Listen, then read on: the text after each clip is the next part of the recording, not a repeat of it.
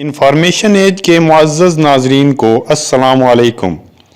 معزز ناظرین، آپ نے علامہ اقبال کا وہ شعر تو سنا ہوگا کہ کوئی قابل ہو تو ہم شانے کئی دیتے ہیں، ڈھونڈنے والوں کو دنیا بھی نہیں دیتے ہیں۔ معزز ناظرین، کئی ایک قبیلے کا نام ہے جو ترکوں کا ایک جنگجو قبیلہ ہے، جو ایک طرف بے رحم موسموں کے نشانے پر ہے اور دوسری جانب منگولوں اور صلیبوں کے نشانے پر۔ ہمت و جرت کی یہ عجیب داستان ہے کہ چرواہوں کا یہ خانہ بدوش قبیلہ جو جاڑے کے بے رحم موسم میں قحط سے بچنے کے لیے حلب کے امیر سے ایک زرخیز چراگاہ میں قیام پذیر ہونے کی اجازت مانگ رہا ہوتا ہے، آگے چل کر ایک ایسی سلطنت کی بنیاد رکھ دیتا ہے جو 800 سال تک قائم رہتی ہے۔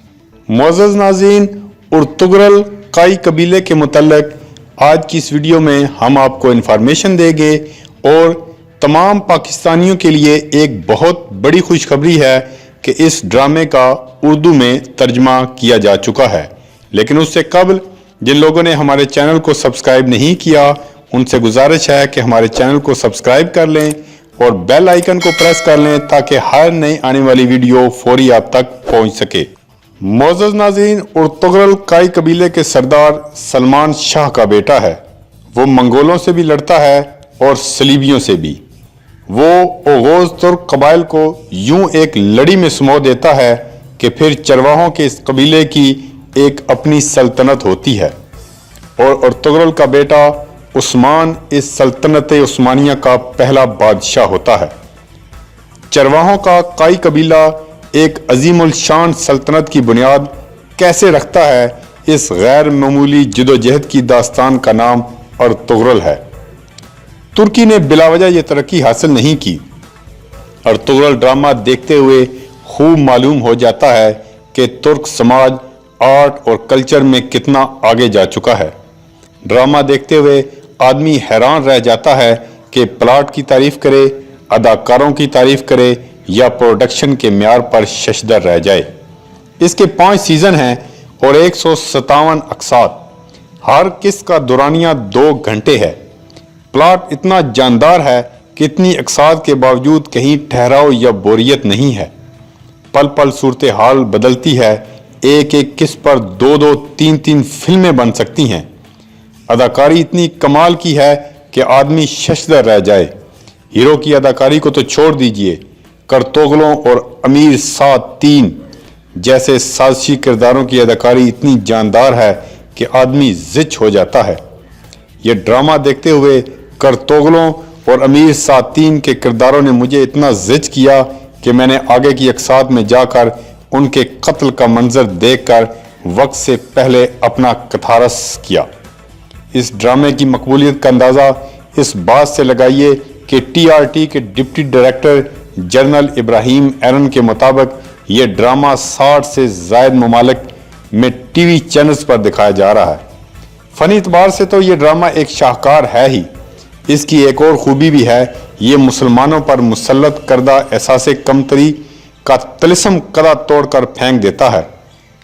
خانہ بدوش قبیلے کے اس ڈرامے کی چند اقساط دیکھ کر آپ کے اندر سے وہ احساس کمتری دھیرے دھیرے ختم ہونا شروع ہو جاتا ہے جو مغرب اور اس کے رضاکاروں نے بڑے اہتمام سے مسلم سماج میں پھیلا رکھا ہے۔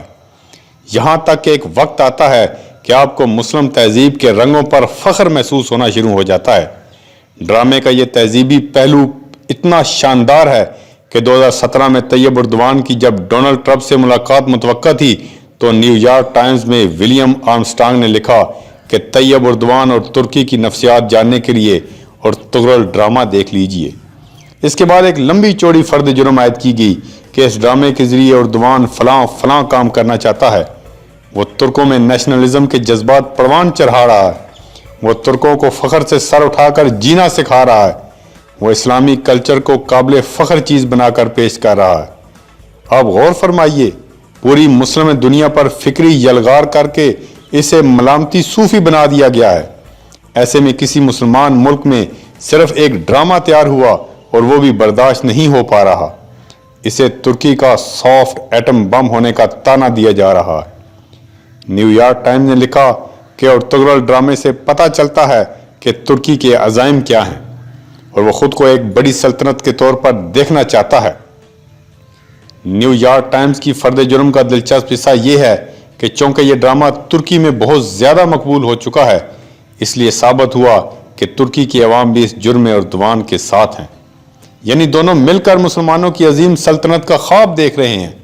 اردوان نے ارطغرل کے خلاف ہونے والے سارے پروپیگنڈے کے جواب میں صرف ایک فقرہ کہا ہے: جب تک شیر اپنی تاریخ خود نہیں لکھیں گے تب تک شکاری ہی ہیرو بنے رہیں گے۔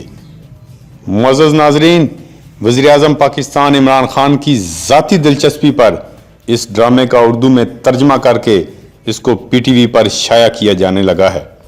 معزز ناظرین، اس ڈرامے کو دیکھیے اور اپنے اندر جذبات، اپنے اندر مسلمان ہونے کے لیے فخر محسوس کیجئے۔